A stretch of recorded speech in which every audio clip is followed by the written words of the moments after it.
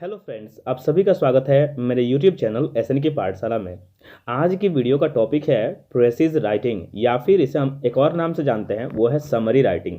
तो जैसा कि आपने बचपन से पढ़ा है कि समरी लिखने का मतलब होता है कि पूरी कहानी को हम समझ जाते हैं, फिर उसको छोटे तौर पर अपने भाषा में लिखते हैं, उसे ही हम समरी राइटिंग कहते हैं, यानी कि प्रिसाइज वर्जन में लिखते हैं उसको हम।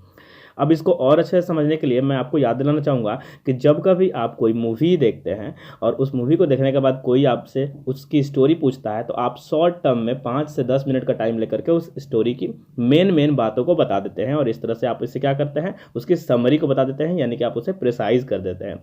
तो आज का टॉपिक भी इसी पर बेस्ड है। हम लोग टाइम को वेस्ट ना करते हुए वीडियो में स्टार्ट करते हैं। तो आज का जो टॉपिक है उसमें देखिए, ये 1 नंबर समरी राइटिंग है, यानी कि प्रेसिज राइटिंग है। इसके बाद आपको और भी प्रेसिज राइटिंग ऐसे ही मिलती रहेंगी, तो आप इसको ध्यान से देखें और सीखें, क्योंकि ये एक बहुत ही मोस्ट इंपॉर्टेंट टॉपिक है। वो चाहे आप किसी भी बोर्ड से बिलोंग क्यों ना करते हो, आपको समरी राइटिंग आनी ही चाहिए। तो आज का टॉपिक में सबसे पहले देखिए, यहाँ एक प्रेसी दी हुई है, यानी कि समरी राइटिंग पढ़ते हैं। अब कुछ बातों को आपको ध्यान रखना है, वो मैं आपको आगे बताता हूँ। पहले इसे पढ़ के समझ लेते हैं उसके बाद, क्योंकि इसमें समझना ही आपका सबसे बड़ा मतलब योगदान क्या करेगा आपको इसको सॉल्व करने में, कि आप इसे कितने अच्छे से समझते हैं, समझ लीजिए इसको आप कितना अच्छे से कंप्रीहेंड करते हैं, इसके मीनिंग को कितना अच्छा निकाल पाते हैं, क्योंकि तभी आप इसे छोटा कर सकते हैं। अब देखिए क्या है, सुनिए। अ sailor was returning home after, थोड़ा और इसे बड़ा कर देता हूँ तो आपको और अच्छे से समझ में आएगा। दिख रहा होगा आई थिंक अच्छे से। क्वेश्चन देखिए, a sailor was returning home after having been in prison for a long time in a foreign country. तो एक सेलर, यानी कि अ सेलर का मतलब एक नाविक, रिटर्न हो रहा था। After having been in prison का मतलब होता है जेल बिता करके या फिर कारावास काट करके, फॉर अ लॉन्ग टाइम बहुत लंबे समय के बाद, इन अ फॉरेन कंट्री यानी कि विदेशी जेल में एक नाविक था, वो क्या था, बंद था, और बहुत दिनों बाद, बहुत लंबे समय के बाद वो वहाँ से छूटा है, यानी अपना कारावास पूरा करके, अपनी सजा को पूरी करके छूटा है। He walked with light cheerful foot steps for he was happy. He walked with का मतलब हो गया वह चल रहा था, लाइट चेयरफुल फुट स्टेप्स का मतलब होता है बहुत ही खुशी में, मौज के साथ, कि वो बहुत खुश था, उस टाइप से उसका चलना आप इमेजिन कर सकते हैं। हैप्पीली एकदम चल रहा है। ही वॉज हैप्पी, क्यों, क्योंकि वो बहुत खुश था। He would soon be among his near and dear ones. He would soon be का मतलब हो गया कि वह जल्द ही होगा। अमोंग मतलब होता है के बीच में, तो किसके बीच में, अपने करीबियों और अपने प्यारे मित्रों, साथियों, घर परिवार के लोगों, सबके साथ में होगा। अब इसी कारण से वो बहुत ही चीयरफुल फुट स्टेप्स के साथ, यानी बहुत ही खुश होकर के चल रहा है। Suddenly his attention was arrested by a man. तभी अचानक से उसका ध्यान केंद्रित किया गया, किसके द्वारा, एक आदमी के द्वारा। विथ अ केज, जिसके साथ क्या था, एक पिंजड़ा था, फुल ऑफ बर्ड्स, पक्षियों से भरा हुआ। तो अचानक से क्या होता है कि उसका ध्यान केंद्रित होता है किसी और डायरेक्शन में। वो क्या था कि एक आदमी था जो एक पिंजड़ा लिया हुआ था जिसमें बहुत सारी पक्षियां थी। आगे देखिए, सीइंग द बर्ड्स, इन पक्षियों को देखने के बाद या देखते हुए, clamouring to be free. Clamouring का मतलब होता है चित्कार करना, यानी कि चाहना, क्या करने के लिए, फ्री, आज़ाद होने की चाह। तो देखता है कि वो पक्षियाँ जो हैं वो क्या करती हैं, बाहर निकलना चाहती है, वहाँ से आज़ाद होना चाहती है, और उसके लिए वो क्लैमर कर रही हैं, चित्कार कर रही हैं। ही वॉज रिमाइंडेड, उसको याद दिला दिया गया, of his on miserable life in prison.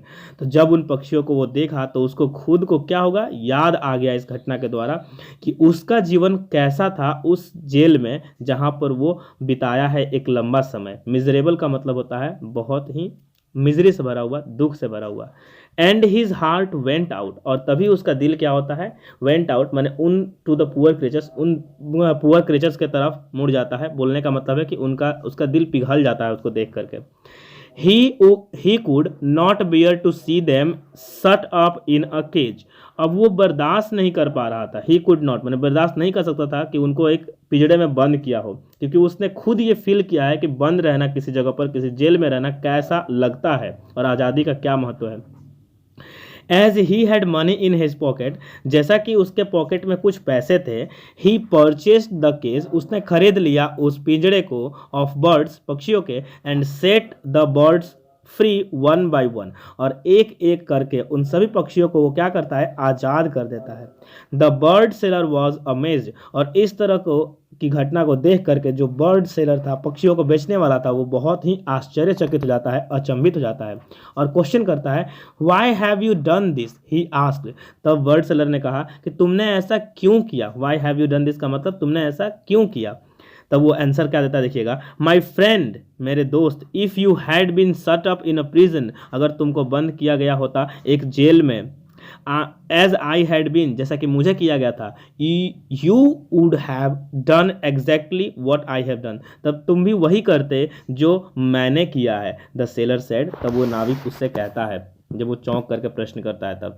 अब देखिए, इसको आपने पढ़ लिया, पढ़ने के बाद आप इसके मीनिंग को समझ गए। अगर मीनिंग समझ गए तो बहुत अच्छी बात है, क्योंकि आप इसको शॉर्ट टर्म में बता सकते हैं। कैसे, मैं आपको नीचे दिखाता हूँ, मैंने लिख दिया है पहले से ही, ऑलरेडी लिखा हुआ है, तो आपको केवल पढ़ के समझ लेना है। अब मान लीजिए 100 वर्ड्स का आपका ये प्रेसी है, मान लेते हैं 100 वर्ड्स का, तो आप कितना लिखेंगे, तो इसको हमेशा जितना वर्ड में लिखा हो इसको आप काउंट कर लीजिए और 1/3 से इसको क्या करिए, मल्टीप्लाई कर दीजिए। तो आपको पता है कि यहाँ जब हम लोग कट करेंगे 3 से इसको 100 को, तो 33 पॉइंट ऐसे करके 333 करके आपको आंसर मिलेगा, मैंने 33 वर्ड में लिखना है। लेकिन क्या हो सकता है कि हम इसको जो 100 वर्ड का प्रेसी था उसको 33 में लिख सकते हैं कि नहीं, ये हमको सोचना है, यानी कि 30 वर्ड।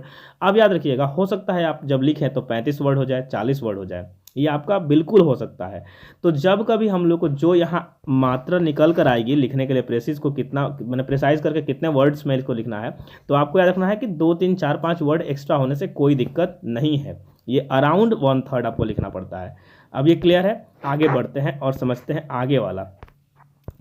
तो पहले तो आपको सबसे पहले क्या करना होता है वो ध्यान दे लीजिए। सबसे पहले आपको करना होता है कि आप करेंगे इसका एक टाइटल फाउंड, क्योंकि इसमें आपका 1 नंबर रहता है, तो आपको इसमें टाइटल को खोजना है कि आपने जो पढ़ा उसमें क्या है।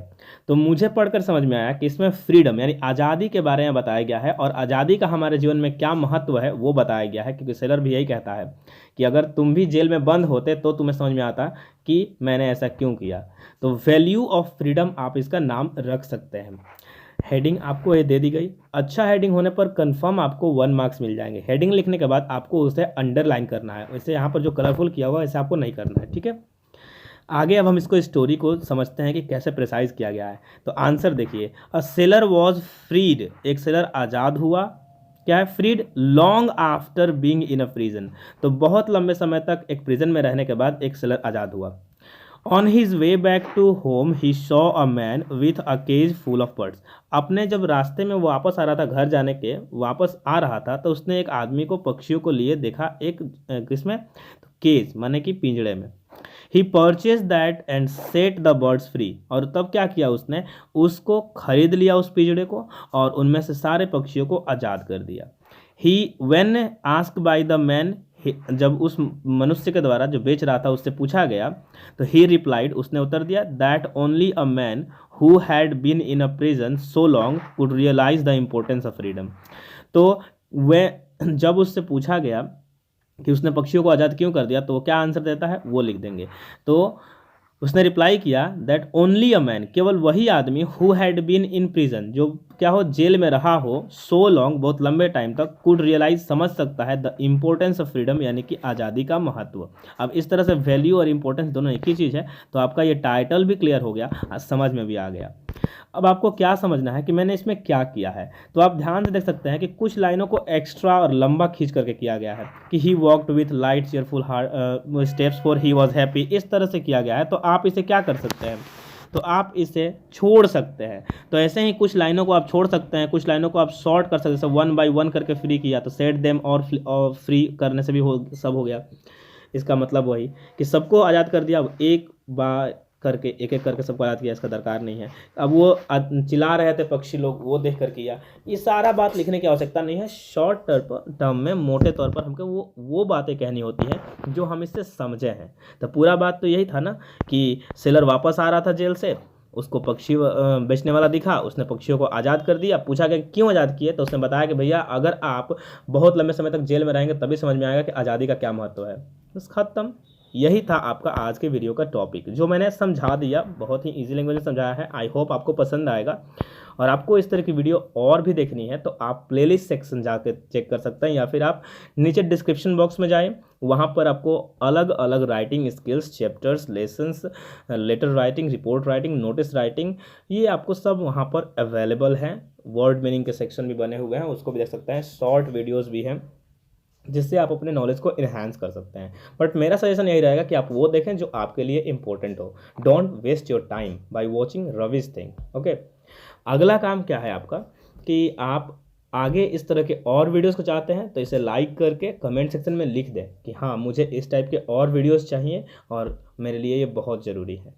तो इस तरह से मैं क्या करूँगा कि मुझे भी समझ में आएगा कि हाँ, ये सच में इम्पोर्टेंट है और चाहिए सबको, तो मैं इस पर और वीडियोस भी आपको अवेलेबल करा दूंगा। तो thank you so much for watching this video. We will meet very soon in another video. Till then, take care. Jai Hind.